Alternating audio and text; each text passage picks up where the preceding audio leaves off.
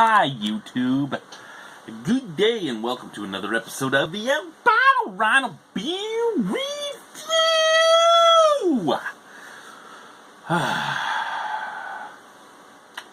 Now, before I get it, no, I am not drunk, because this is what I get anytime I'm fully myself, and I can only be fully myself sometimes, right? Mostly when I'm alone.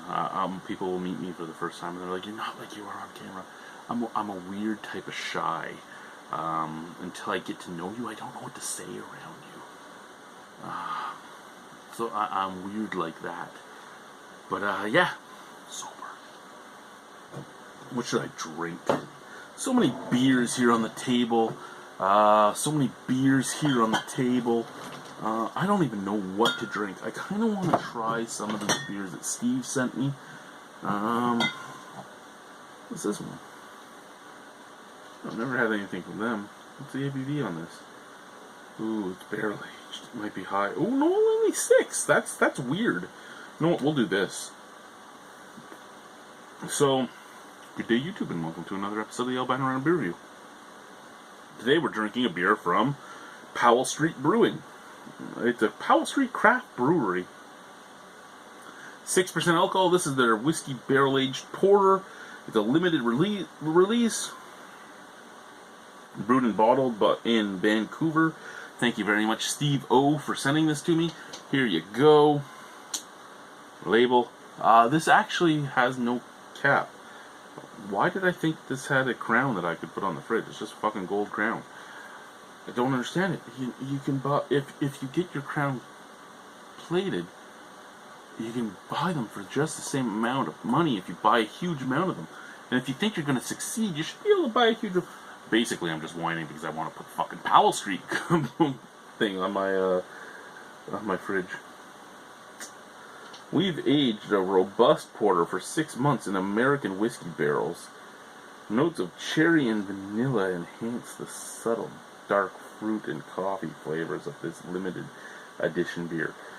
So, I've never had anything from Powell Street. I don't know if this was made specifically for a barrel, which I hope so, because a lot of people just make a beer and put it in a barrel and hope for the best. So I'm hoping that this was specifically made for a barrel. It's rising. It's rising. The yeast is alive! Or it's infected. Infected is such a bad word, right? You hear infected in the craft beer world and they're like, "Oh my god, my beer's gone bad." It's not necessarily gone bad. It just means something's in it that shouldn't be there. And anytime you barrel age a beer, you have a great chance of infection.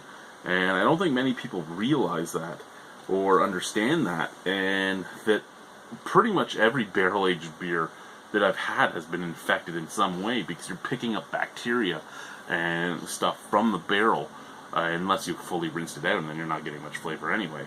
But it's not like they all go bad. It's just they go bad faster. You can't. I've never had a barrel aged beer I could age and keep from going sour as long as I could age, say, a normal barley wine or a normal old ale or something. But I'm done rambling now. Black as black can be. My usual line from Big Trouble in Little China. Black as the black blood of the earth. And it was. The head faded fast. It faded faster than I expected, especially for what was it, 6% alcohol? And 6 months in a whiskey barrel to get 6% alcohol. Is this like? Was this like a 3% alcohol porter? Was this a like 5th or 6th run barrel? Was it fully dry for months?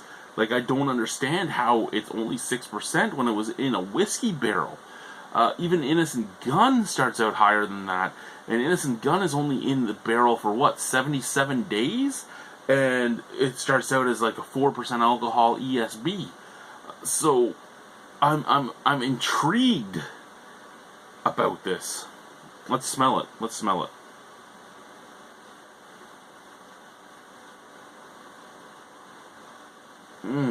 Smells good though.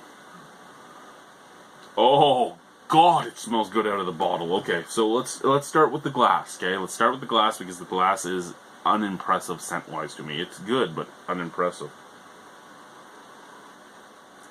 Little touch of vanilla, little touch of oak tannins, a little touch of chocolate. But it's still inviting enough that I would love to drink it. So let's put it down. Put it down. And let's go to the bottle. Let's go to the bottle.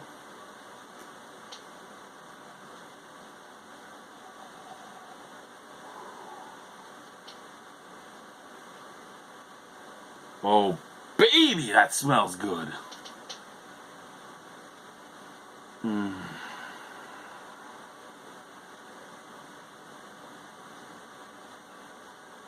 Lots of vanilla, a little bit of date, a little bit of fig, lots of oak, lots of chocolate.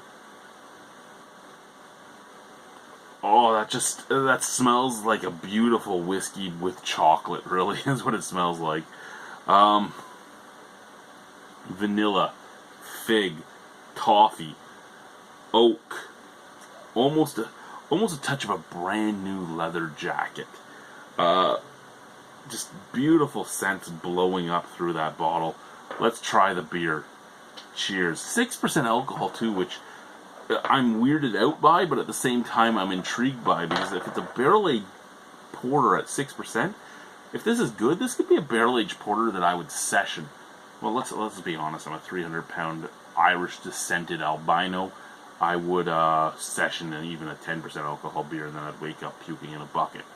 But it would be a good time while I did it. Cheers.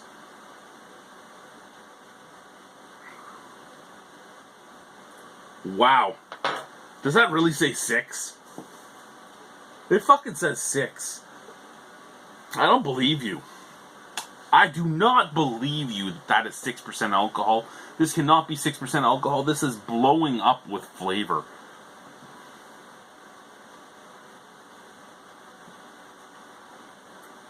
And yeah, I know.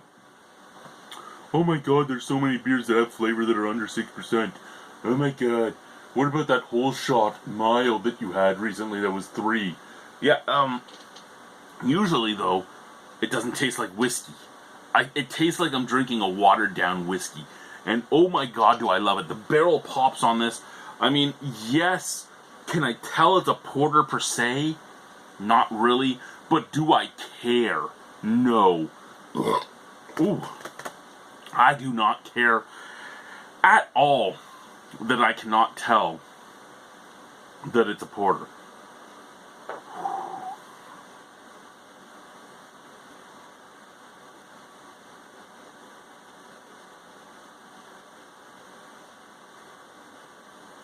Okay, medium bodied, high carbonation, but the effervescence just pops along your tongue. And if you hold it in your mouth, you taste something different than you taste normally. Now, if I just drink it,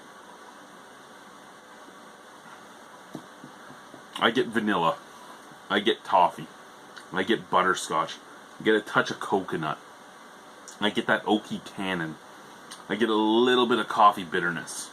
However, if I hold it in my mouth,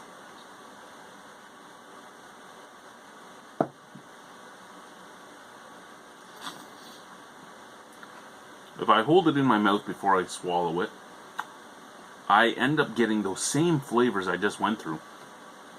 But I also get fig, and I get something super sweet and fruity. And I want to say cherry. Like, my mind wants to say cherry, but I think I'm saying cherry because the bottle says cherry. I'm getting fig. It might be a plum or something, and my mind is just trying to turn it into what the bottle says, because the bottle tells me cherry. So I kind of think of cherry, but is it cherry? I don't think it is actually cherry. I think it's just this fucking with me. This is an amazing beer, though. I especially love that it's 6% alcohol, even though I do not believe that. I especially love that it is in a... Well, you know what? I especially love that it was sent to me in a big bottle, because I can actually enjoy this while I'm playing video games right now. Once I'm done this video, I will do some live streaming. But I love that I could drink 2 or 3 of these bottles, love every second of it, and not be drunk when I'm done. Because a lot of these whiskey barrel-aged beers are in the 10, 12, 14% alcohol range. Hell, I have a bunch of them in that cooler over there. Well, that kegerator over there that are in the 10 range. Fuck, Solstice from GLB, which I haven't done yet, is an Imperial Stout aged in bourbon barrels. Was it an Imperial Stout before it was thrown in the bourbon barrels? I don't know. The only other porter I've ever had that was low ABV after being barrel-aged was Trafalgar's cognac barrel-aged porter, which I'm sure was just watered down afterwards. This does not taste like it was watered down. I know that Trafalgar didn't have a huge amount of cognac barrels at the time, so it had to be watered down because it was sold at the LCBO.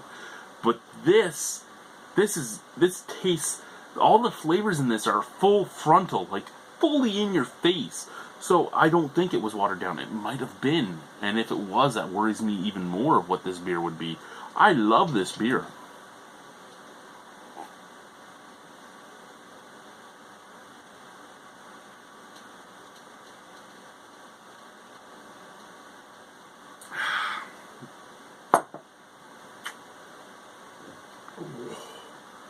Oh, excuse me. It even tastes great burping.